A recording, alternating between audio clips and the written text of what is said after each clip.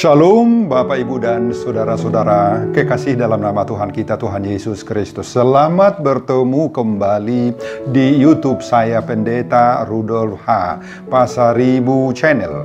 Dengan dan lewat channel ini saya komit untuk senantiasa menyebarkan firman Tuhan. Karena saya percaya berlandaskan Yesaya pasal 55 ayat 11 bahwa firman Tuhan yang saya dan bahkan Bapak Ibu dan saudara-saudara juga ikut sebar lewat apapun juga, termasuk lewat video ini, tidak akan kembali dengan sia-sia, tetapi akan bekerja sendiri lewat kuasa dan berkat urapan Roh Kudus. Mari Bapak Ibu dan Saudara-saudara, saya ajak semuanya untuk membantu saya menyebarkan pengajaran firman Tuhan di pertanggiangan minggu keempat sesudah Trinitatis 5 Juli tahun 2020. Khotbah terambil dari kitab Roma pasal 15 ayat 7 sampai dengan ayat 13, dan epistel pembacaan terambil dari Kejadian pasal 12 ayat 1 sampai dengan ayat 9.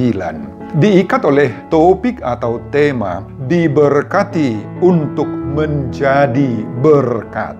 Dalam bahasa Batak ditulis di pasu-pasu asagabe pasu-pasu.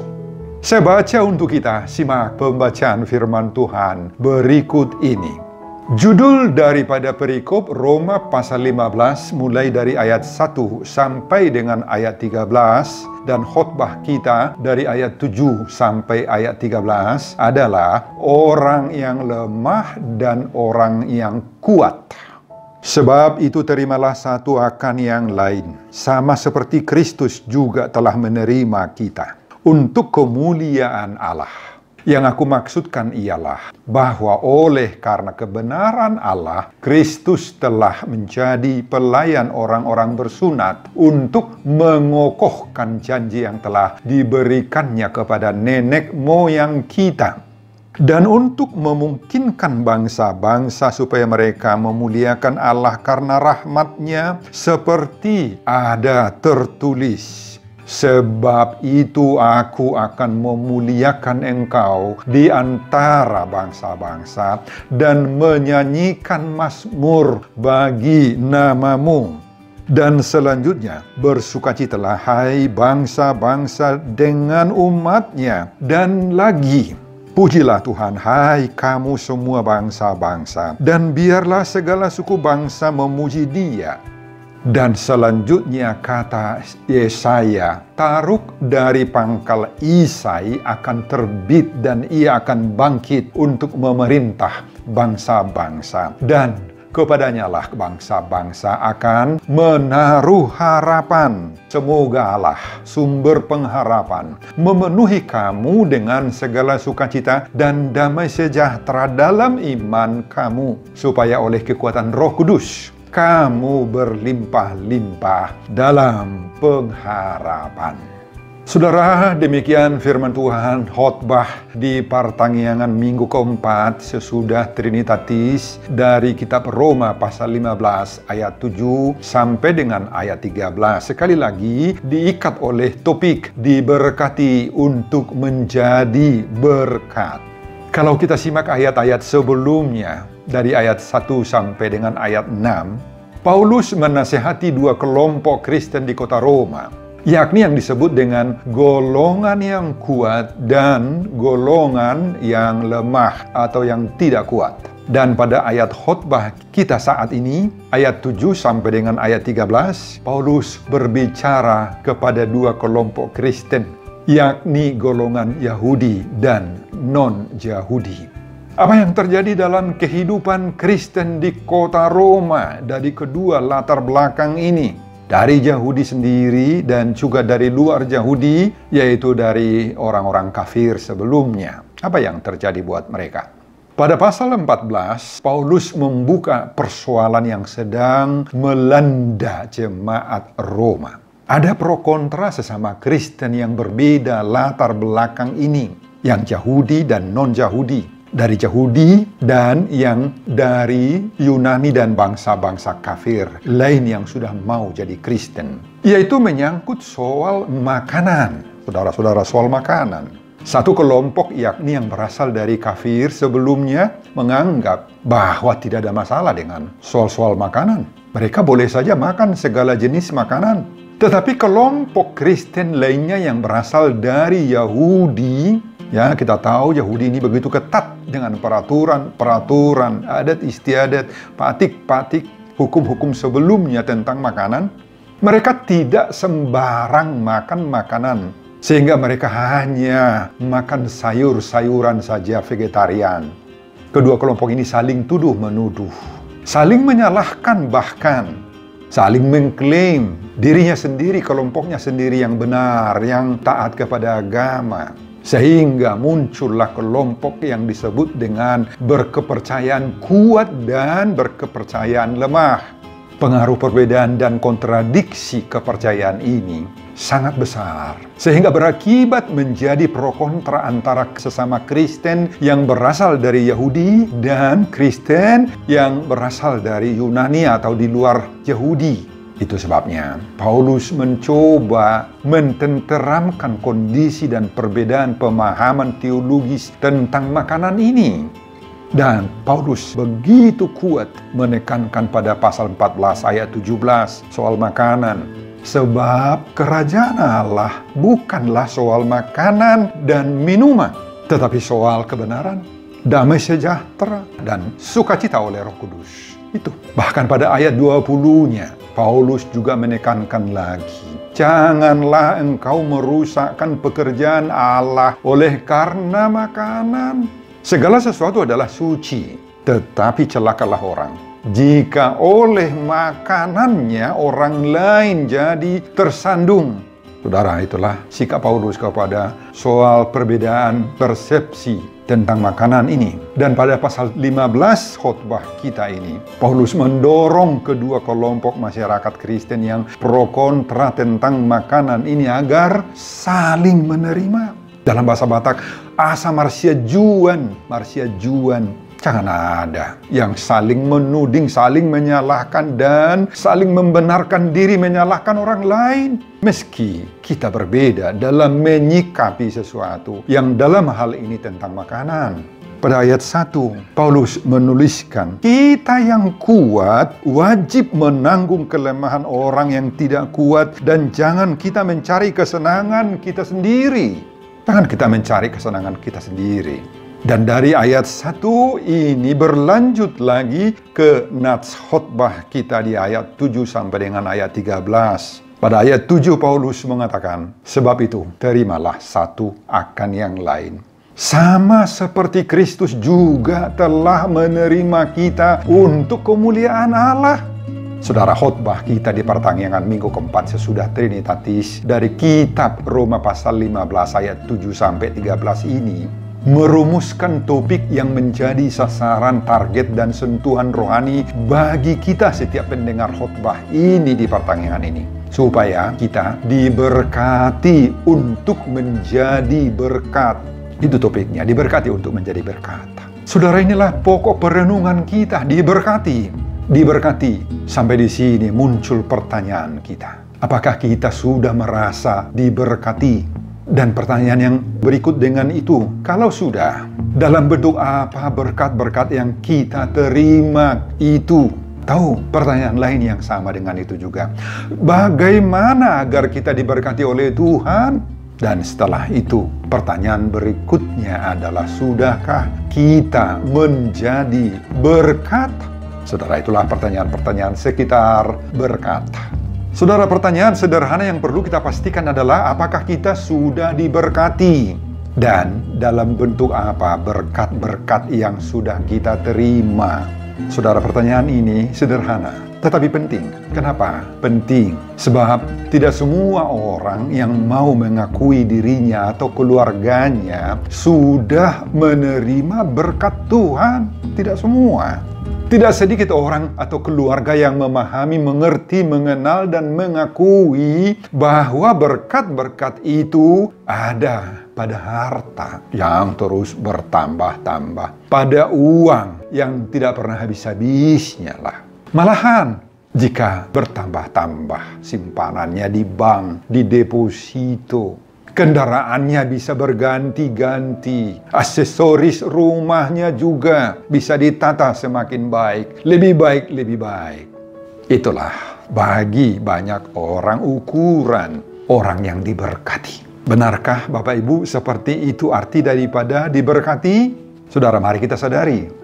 Memang betul bahwa betapa banyaknya berkat-berkat Tuhan yang telah kita terima, dan berkat yang terbesar adalah keselamatan. Keselamatan yang kita peroleh dari Yesus Kristus, Bapak Ibu. Ini yang perlu kita pahami dulu.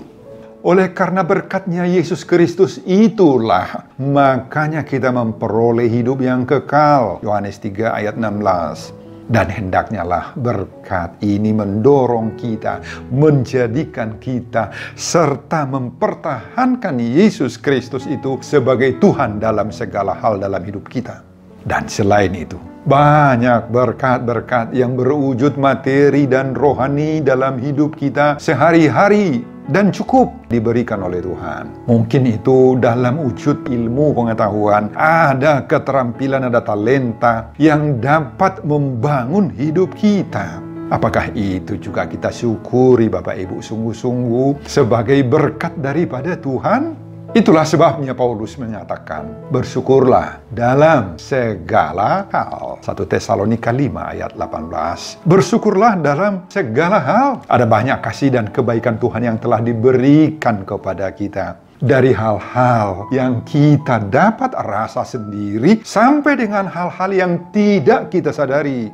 Belum lagi kita sebutkan berkat-berkat kesehatan jasmani kita, pemeliharaan Tuhan atas hidup dan perjalanan hidup kita. Ya, seperti saat ini kita lepas dari coronavirus disease, itu sangat-sangat kita syukuri sebagai berkat daripada Tuhan. Pemeliharaan Tuhan melewati merebaknya coronavirus disease itu.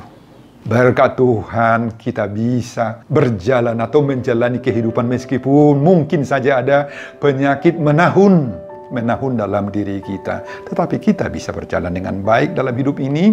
Ya, mungkin faktor ketuaan membuat kita juga sudah sedikit lemah.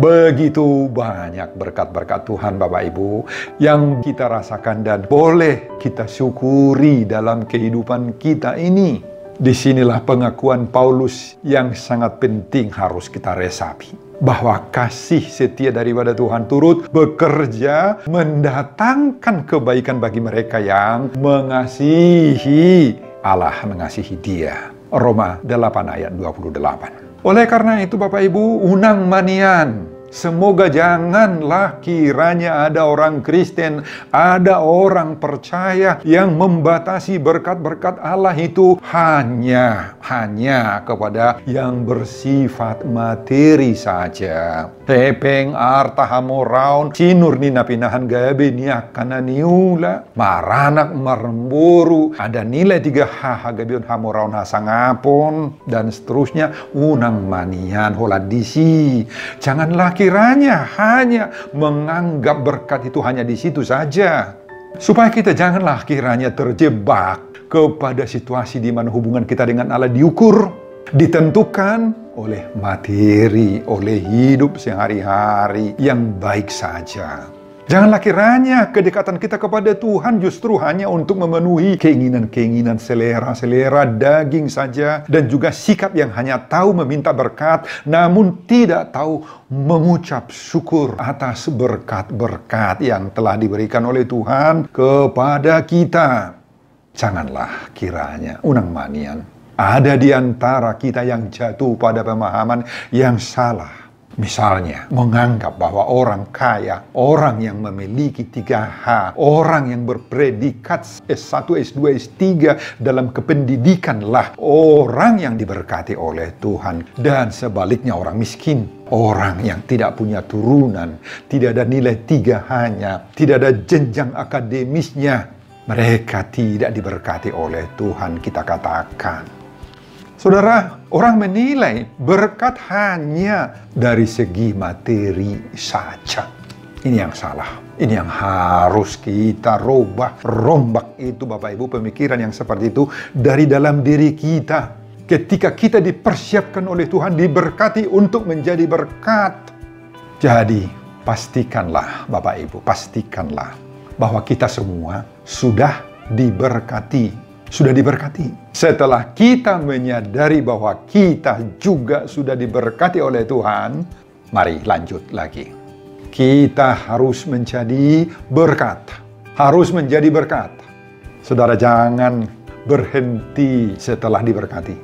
Jangan. Setelah mendapat berkat, jangan mencicipi, menikmati sendiri berkat-berkat yang Tuhan berikan itu Bapak Ibu. Harus lanjut. Harus lanjut. Lanjut apa? Kita harus menggunakan berkat-berkat itu menjadi berkat lagi kepada orang lain.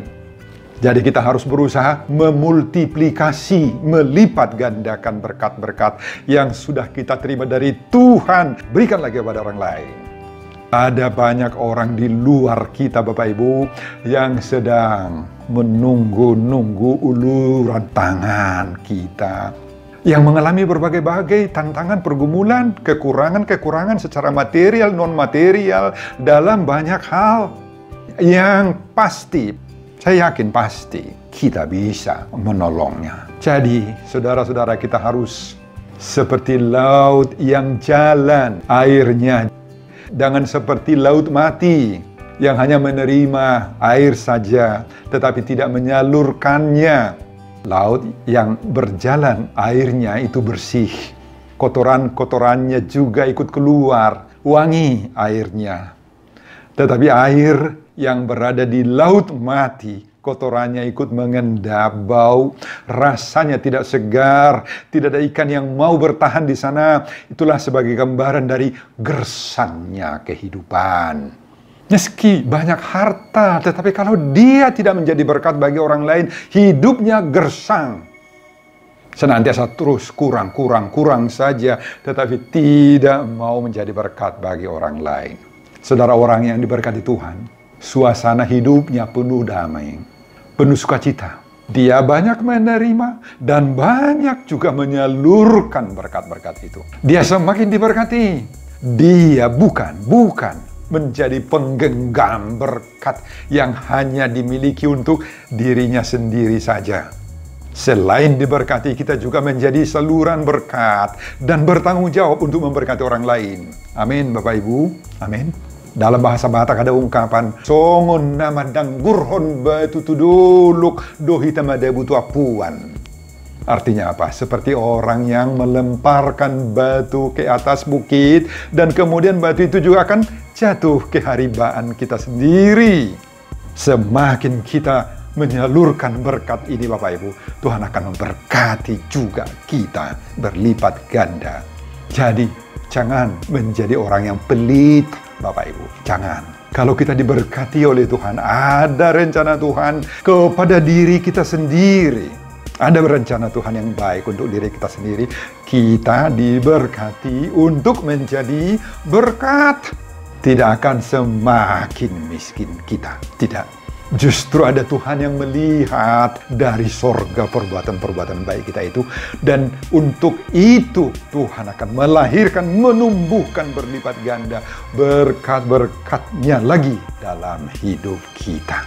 Berkat itu kita nikmati dan kita share untuk memberkati orang lain juga. Amin, Bapak Ibu. Amin. Bagaimana supaya kita diberkati dan menjadi berkat? Behado tutu bahenota sabui hita gabi pasu ate. Mari kita ikuti bimbingan Paulus dalam nats ini. Pertama, pada ayat 7 disebutkan, sebab itu terimalah satu akan yang lain. Terimalah satu akan yang lain. Menurut Paulus, tidak ada gunanya kita saling bertengkar, saling membenarkan diri, dan apalagi saling menyerang orang lain. Secara khusus tentang hal-hal yang berhubungan dengan makanan, janganlah makanan yang menjadi tolok ukur daripada persekutuan dan iman kita. Sebagaimana telah disebutkan tadi pada pasal 14 ayat 17, sebab kerajaan Allah bukanlah soal makanan dan minuman, tetapi soal kebenaran, damai sejahtera, dan sukacita oleh Roh Kudus. Itu kerajaan Allah, bukan soal makanan. Jadi janganlah masalah makanan menjadi jurang pemisah, penghalang buat penyaluran rasa kasih sayang kita.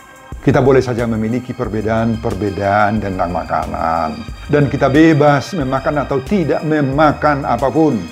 Namun, sebagaimana Paulus menekankan di sini, mari kita saling menerima perbedaan-perbedaan itu dan saling menghargai satu dengan yang lain. Dalam kehidupan kita sekarang ini juga ada jurang-jurang pemisah yang besar dalam tubuh Kristus, dalam gereja itu sendiri. Ada. Apa itu? Mulai daripada perbedaan-perbedaan dogma, ajaran-ajaran gereja, perbedaan dalam kebiasaan atau tradisi-tradisi gereja, pelaksanaan aturan-aturan gereja, praktek-praktek semisal baptisan, dan lain-lain, dan lain-lain. Ada banyak perbedaan-perbedaan kita.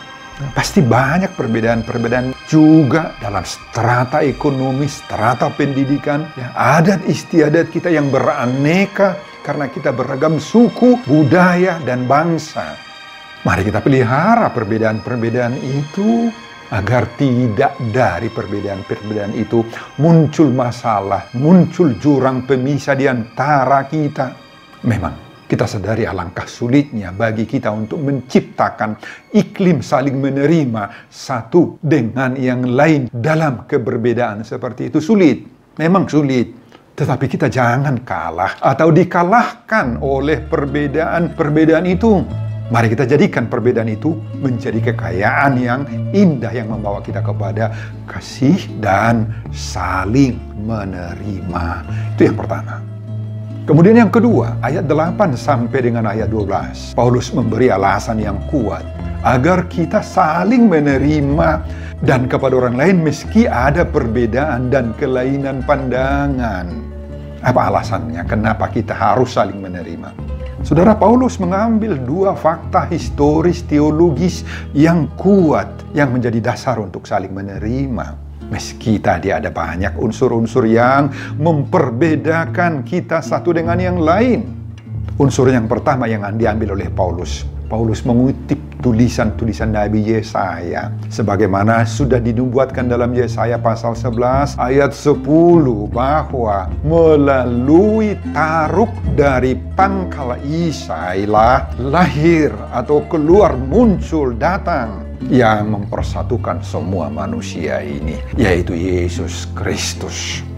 Yesus Kristus itulah yang memberikan keselamatan yang dianugerahkan buat semua manusia dari semua bangsa-bangsa yang ada, supaya semua kita ini dari berbagai-bagai tradisi, budaya, dan kebiasaan-kebiasaan mau memuji dan menyembah Tuhan yang sama. Yang kedua diambil oleh Paulus dari kehidupan Yesus sendiri. Ini dasar kita supaya saling menerima.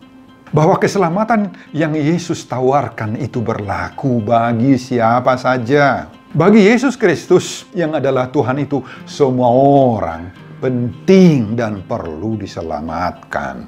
Marilah kita teladani Kristus dalam hal menghargai orang yang berbeda dengan kita. Jangan pernah memilih-milih siapa saudara, siapa lawan, siapa yang layak, tidak layak dihargai. Hanya berdasarkan hal-hal yang sepele saja seperti tradisi makanan. Jangan.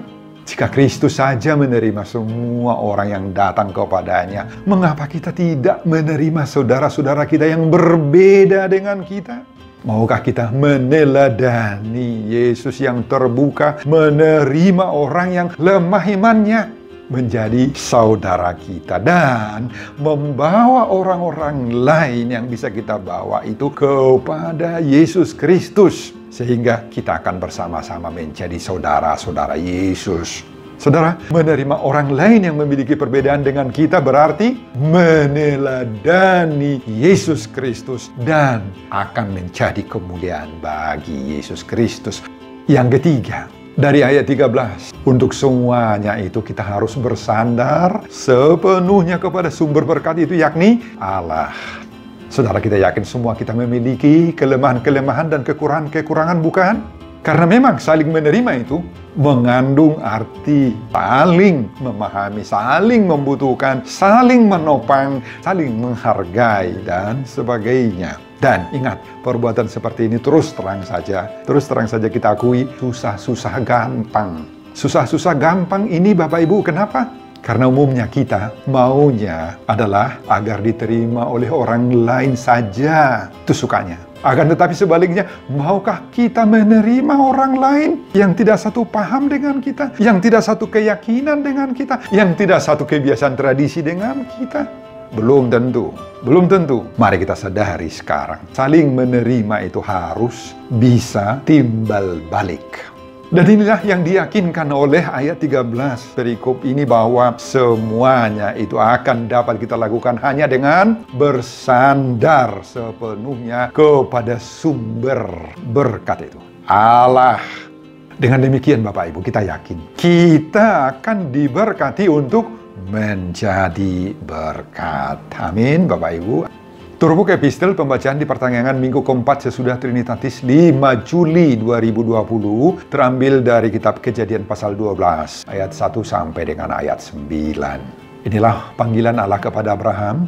Pergilah dari negerimu dan dari sanak saudaramu dan dari rumah bapakmu ke negeri yang akan kutunjukkan kepadamu. Itulah titah Tuhan kepada dia.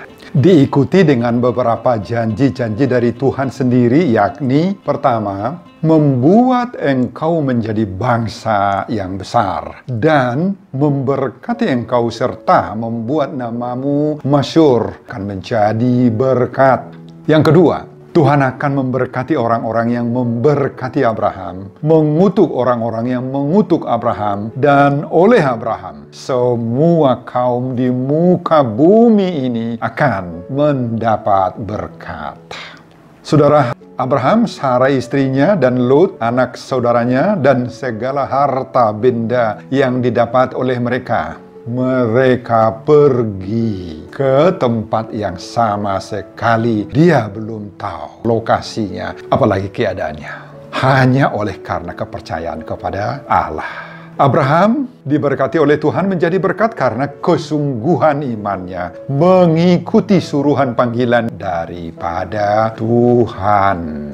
Saudara, sebelum saya mengakhiri khotbah ini, kembali saya mengajak saudara untuk membantu saya menyebarkan pengajaran firman Tuhan khotbah di pertengahan minggu keempat sesudah Trinitatis 5 Juli 2020 dari kitab Roma pasal 15 ayat 7 sampai dengan ayat 13. Agar semakin banyak orang yang diberkati oleh Tuhan untuk menjadi berkat. Termotivasi lewat video ini. Tonton juga video-video khotbah saya yang lain agar saudara memiliki sentuhan dan pemahaman rohani yang semakin diperkaya. Buka di YouTube saya, Pendeta Rudolf H. Pasaribu Channel. Selamat mengikuti ibadah pertanggungan di rumah masing-masing buat kita semuanya. Tuhan Yesus memberkati kita. Salam Horas. Amin.